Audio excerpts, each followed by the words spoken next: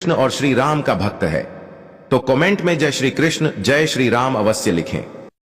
एक बार धरती लोक पर 4 व्यक्तियों की मृत्यु एक साथ हुई थी। वे चारों अलग अलग प्रदेश के अलग अलग शहर के रहने वाले थे। संयोग से उन चारों का अंत समय आ गया। एक ही समय पर यम के दूत उन चारों को लेने के लिए आए।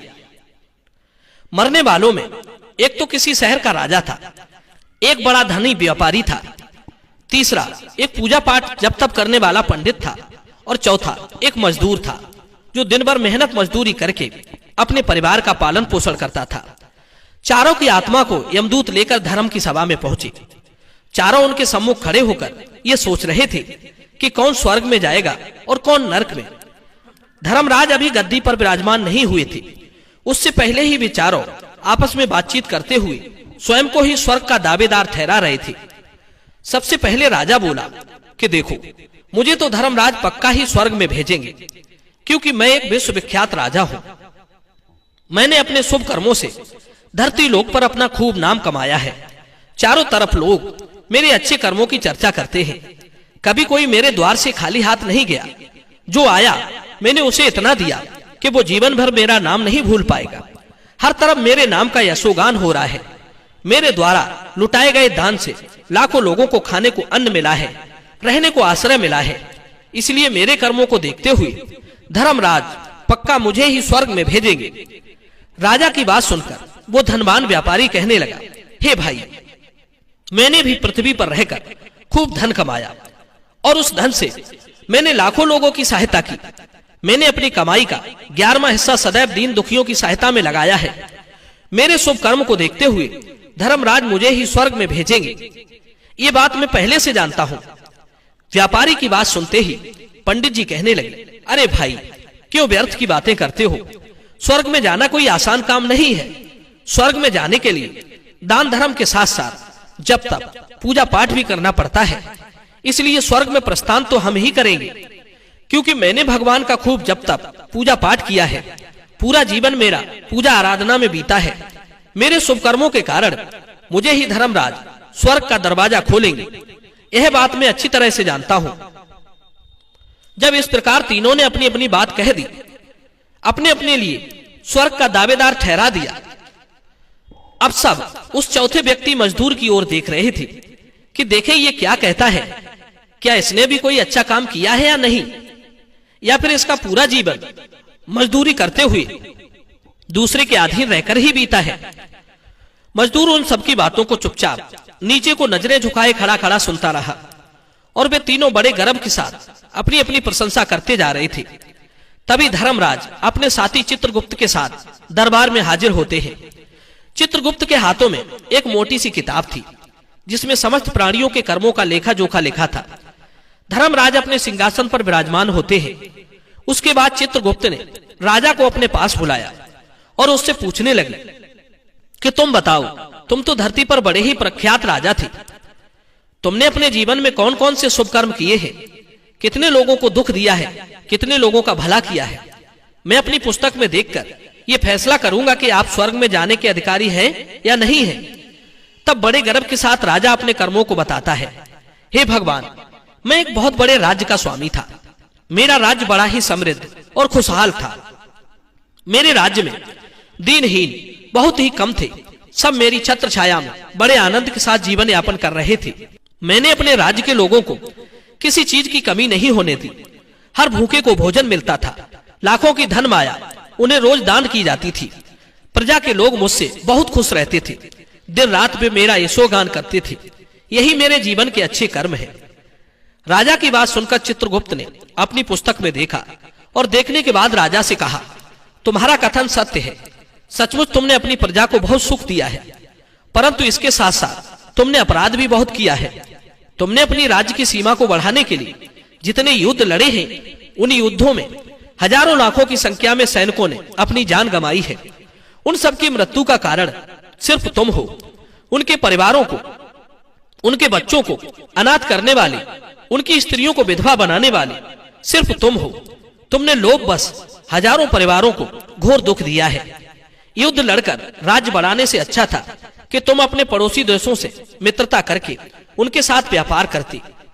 आपका राज्य तब भी समृद्ध और संपन्न होता। तुमने अपनी प्रजा को सैनिकों के रक्त से सींचकर सुखी बनाया है, इसलिए तुम स्वर्ग के अधिकारी नहीं रहे। राजा चुपचाप पीछे को हट गया। इसके बाद उस व्यापारी से पूछा, आपने धरती पर कौन कौन से अच्छे कर्म किए हैं? तब व्यापारी कहता है, हे भगवान, मैंने धरती पर जितना धन कमाया उसका 11वां भाग अच्छे कामों में लगाया है। लाखों लोगों को भोजन खिलाया है, कई आश्रमों को दान दिया है, कई बेघर लोगों को अपने धन से घर बनवाया है, कई शहरों में मंदिरों का निर्माण कराया है, जगह जगह मुसाफिरों को ठहरने के लिए धर्मशालाएं बनवाई हैं, पानी के प्याऊ लगवाए हैं, प्रत्येक तीर्थों में भंडारे करवाए हैं। यही मेरे अच्छे कर्म हैं। व्यापारी की बात सुनने के बाद चित्रगुप्त ने अपनी पुस्तक खोली, जिसमें उसके जीवन के सारे अच्छे बुरे कर्म लिखे थे। चित्रगुप्त ने बताया कि देखो, तुम जो कहते हो वो सत्य है। तुमने धरती पर खूब दान धर्म किया है, पर तुम्हारा पाप ये है कि तुमने धरती पर जो दान धर्म किया है वो तुमने उस पैसे से किया है जिसको कमाने के लिए तुमने बहुत झूठ बोला है, बहुत ठगी की है, कई चीजों में मिलावट करके बेचा है, नकली चीजों को असली के दामों में बेचा है, कितने व्यापारियों को रास्ते से हटाया है। तुम्हारे इन कर्मों से न जाने कितने लोग बीमार होकर मर गए, कितनों ने आत्महत्या कर ली, कितनों की मेहनत का पैसा तुम्हारे पास आ गया। उन सब लोगों की बद्दुआएं तुम्हारे साथ हैं। तुमने जो कुछ भी अच्छा काम किया है वो बुरे कर्म करके ही किया है, इसलिए तुम्हारे पास तुम्हारा कोई शुभ कर्म नहीं है। तुम स्वर्ग में जाने के अधिकारी नहीं हो। चित्रगुप्त की बात सुनकर व्यापारी भी उदास होकर पीछे हट गया। उसके बाद पंडित जी को बुलाया और पूछने लगे, तुमने अपने जीवन में कौन से अच्छे कर्म किए हैं? तब पंडित जी कहते हैं, हे भगवान, मेरा पुण्य ये है कि मैंने हजारों लोगों को ज्ञान दिया है, हजारों यज्ञों के अनुष्ठानों को संपन्न कराया है, हजारों के घरों में पूजा पाठ कराई है, दिन रात मैंने ईश्वर का जप किया है, हजारों कन्याओं का विवाह कराया है, लाखों पिंडदान श्राद्ध कर्म कराए हैं, अज्ञानियों को मार्ग सुझाया है। इससे ज्यादा शुभ कर्म और क्या हो सकते हैं? तब चित्रगुप्त अपनी पुस्तक में देखकर बताते हैं, हे पंडित जी महाराज, आपका कहना सर्वथा सत्य है। आपने वास्तव में हजारों लोगों को ज्ञान दिया है, लेकिन उस ज्ञान पर स्वयं कभी अमल नहीं किया। आपने सैकड़ों यज्ञ पूजा पाठ अनुष्ठान कराए, पर उनमें निस्वार्थ भाव से किया गया कोई कर्म नहीं था। इसलिए तुम स्वर्ग में जाने के अधिकारी नहीं हो। अब तो उदास होते हुए पंडित जी भी पीछे हट गए। अब बचा केवल मजदूर।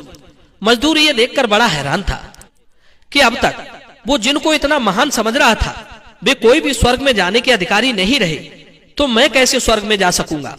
मुझे तो स्वर्ग की कल्पना भी नहीं करनी चाहिए, क्योंकि मैं तो कभी पूजा पाठ जप तप यज्ञ दान करने के लायक ही नहीं था, तो शुभ कर्म कहां से करता? मैं तो मेहनत मजदूरी करके सारे जीवन अपने परिवार को पालता रहा, शुभ कर्म कहां से करता? मजदूर ये सब सोच ही रहा था। इतने में चित्रगुप्त ने उससे भी आवाज लगाई और उससे पूछा, हे मजदूर भाई, और उससे भी पूछा। तो मजदूर पहले ही कहने लगा, भगवान, मैंने धरती पर एक गरीब घर में जन्म लिया। यज्ञ दान हवन पूजा पाठ करने के मैं लायक नहीं था। मैं शुभ कर्म कहां से करता? मुझे तो अपने परिवार का भरण पोषण ही कर पाया। मैं जानता हूं भगवान कि मैं स्वर्ग जाने का अधिकारी नहीं हूं।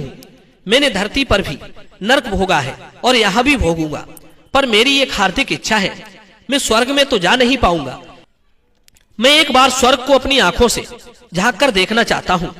इससे अधिक मेरी कोई इच्छा नहीं है, क्योंकि मैंने ऐसा कोई काम नहीं किया जो कुछ देर के लिए ही स्वर्ग में पहुंच पाता। गरीबी में पला बड़ा, काम के बाद लोगों की सेवा के लिए मेरे पास समय नहीं रहता। बचा हुआ समय मैं अपने बूढ़े माँ बाप की सेवा में लगा देता था।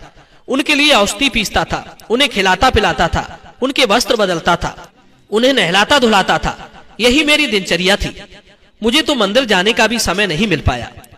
मजदूर की बात सुनकर चित्रगुप्त ने अपनी पुस्तक में देखकर पूछा, हे मानव, तुम ध्यान करके सोचकर बताओ, तुमने कभी तो कोई शुभ कर्म किया होगा। तब मजदूर अपने पूरे जीवन काल के घटनाक्रम को याद करता है। तब उसे याद आया कि एक बार उसे बहुत तेज भूख लगी थी। वो रोटी खाने के लिए बैठा ही था कि इतने में वहां एक बहुत ही कमजोर कुत्ता टहलता हुआ आ गया, जो ठीक से चल भी नहीं पाता था। वो आकर मेरे सामने बैठ गया और मेरी रोटी को गौर से देखने लगा। मैं समझ गया कि वो कुत्ता भूखा है। मेरे अंदर से आवाज आई, कि एक भूखे बेजुबान जानवर को छोड़कर तू कैसे अकेला खा सकता है। वो भी मेरे पास आकर के बैठ गया। मैंने वो रोटी स्वयं ना खाकर उस कुत्ते को खिला दी। उस दिन मैंने पूरे दिन भूखे पेट रहकर ही काम किया था। मजदूर की बात सुनकर चित्रगुप्त मुस्कुराए और उसका हाथ पकड़ करके बड़े सम्मान के साथ उसे स्वर्ग में लेकर गए और बोले, वास्तव में आप ही स्वर्ग में रहने के अधिकारी हो। आपका वो त्याग और उस मूक पशु पर दया दिखाना ही सबसे बड़ा शुभ कर्म है। मनुष्य जो भी काम निस्वार्थ भाव से करता है, वास्तविक उसका ही उसे सबसे बड़ा पुण्य मिलता है। निस्वार्थ भाव से किया गया जन कल्याण के लिए काम आपके सैकड़ों पापों को नष्ट कर देता है। लोभ, लालच, मोह और स्वार्थ के वशीभूत होकर किया गया शुभ कर्म भी फलदायी नहीं होता। इसीलिए ध्यान रहे, जीवन में अच्छे कर्म अच्छी भावना के साथ करना चाहिए। ऐसा नहीं होना चाहिए कि आपने किसी से धन छीनकर या चुराकर कमा लिया और बाद में उसी धन को शुभ कर्मों में लगा दिया। वो धन आपको कभी नरक में जाने से नहीं बचा सकता। दोस्तों, मैं उम्मीद करता हूं ये कहानी जरूर पसंद